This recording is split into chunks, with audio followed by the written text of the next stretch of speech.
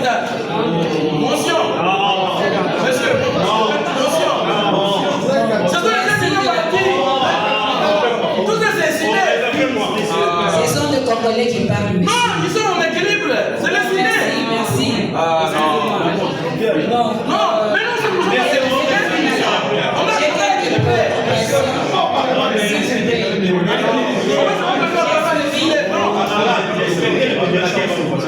Ton tour viendra. Il s'est présenté vraiment pendant son speech. Il a beaucoup vanté sa qualité et sa capacité de pouvoir discuter de la Constitution en excluant les autres Congolais d'en parler. Mais ma question est celle-ci. Depuis Mobutu jusqu'à ces jours, Mobutu était entouré de grands professeurs, des constitutionnalistes également. L'élite, si je prends le Pingaka Sendama Kimolumba, je prends le maître Nimi, je prends le Samba Kaputo consort.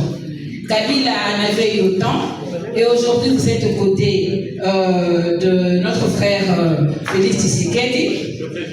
Vous pouvez vous poser la question de savoir où en sommes-nous, où est le Congo aujourd'hui? Est-ce que dans un pays où la volonté du peuple n'est pas respectée, peut-on parler d'un député qui puisse engager le peuple? Je suis en train de me poser encore la question. Quand l'élite aujourd'hui est en train de vendre la science au profit de l'argent, des intérêts égoïstes, quand l'élite devient au solde de politique, est-ce que nous devons, s'il vous plaît, excusez-moi, je suis en train de parler par rapport à ce qui a été le speech d'un intervenant. Donc je ne vais pas amener ça de moi-même. Permettez-moi.